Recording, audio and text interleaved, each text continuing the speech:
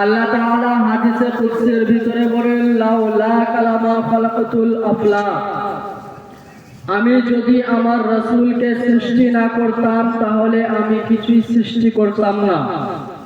তো সে রাসূলের প্রতি একবার শুকরিয়া আদায় করে সকলে বলে বলুন আল্লাহুম্মা আমিন। আল্লাহুম্মা আমিন। ব্রাদার মিল্লাতে ইসলামিয়া, আপনাদের সম্মুখে অনেক উলামায়ে কেরাম বয়ান করবে।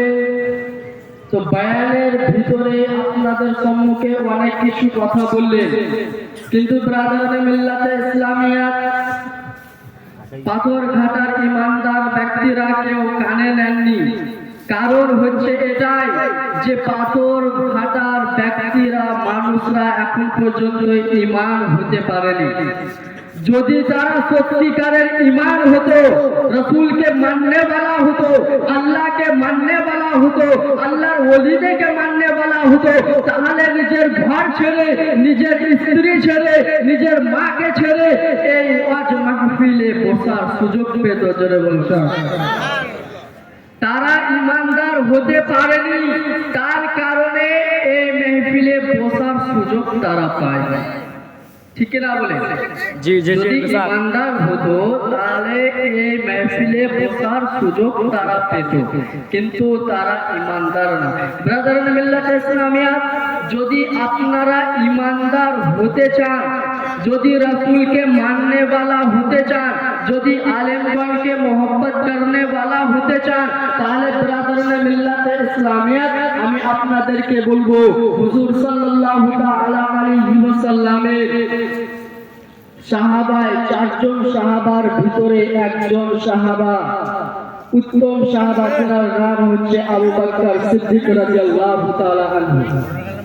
যদি রাসূলকে ভালোবাসতে চান, রাসূলকে দিলের ভিতরে আনতে চান, তাহলে সর্বপ্রথম আবু বকর সিদ্দিক রাদিয়াল্লাহু তাআলা আনহুকে আনবেন।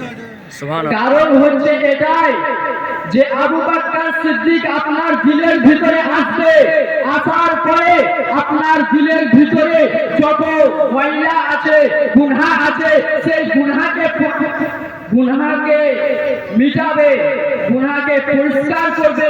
পরিষ্কার করার পর আপনাকে চিৎকার দিয়ে ডাকতে হবে না রাসূলুল্লাহকে। কারণ হচ্ছে এটাই, আপনার দিল থেকে আবু বকর সিদ্দিক চিৎকার দিয়ে বলবে, হে লাব্বাইক ইয়া রাসূলুল্লাহ, আপনি এই দিলের ভিতরে আসতে পারেন। কারণ হচ্ছে এটাই যে এই বান্দার ভিতরে গুনাহ নাই, জেনা নাই, কোনো গুনাহ নাই। তার কারণ হচ্ছে এটাই, আমি আবু বকর সিদ্দিক আপনি আসবেন বলে আমি তার দিলকে পরিষ্কার করে দিয়েছি। সুবহানাল্লাহ। আল্লাহ তাআলা বলছে, আল্লাহ আমি তোমাদেরকে এমন একটা কাজ দিব যে কাজের দ্বারা তোমরা কঠিন জাহান্নামের শাস্তি থেকে বাঁচতে পারবে। বান্দারা বলছে, আল্লাহ বলছে, তুমিনুনা বিল্লাহি ওয়া রাসূলিহি ওয়া তুজাহিদুনা ফি সাবিলিল্লাহি বিআমওয়ালিকুম ওয়া আনফুসিকুম, যালিকুম খায়রুল লাকুম ইন কুনতুম তু'মিনুন। সেই ব্যবস্থাটা হচ্ছে এটাই যে আমি আল্লাহর প্রতি ঈমান আনতে হবে, আমার রাসূলের প্রতি ঈমান আনতে হবে, আল্লাহর ওলিদেরকে ভালোবাসতে হবে, আল্লাহর আলেমগণদেরকে ভালোবাসতে হবে।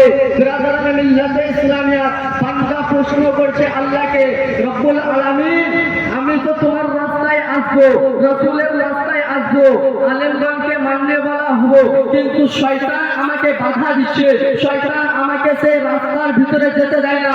ব্রাদারান মিল্লাতে ইসলামিয়া, আল্লাহ তাআলা বলছে, হে বান্দা তুমি চিন্তা করো না। কারণ হচ্ছে এটাই, ওয়াকানা হাক্কুনা আলাইনা নাসরুল মুমিনিন, আমি ঈমানদারের জন্য সাহায্য করা ওয়াজিব হয়ে যায়। জোরে বলুন সুবহানাল্লাহ। তো ব্রাদারান মিল্লাতে ইসলামিয়া, এই বলে আমি আমার বক্তব্য ইতি করছি।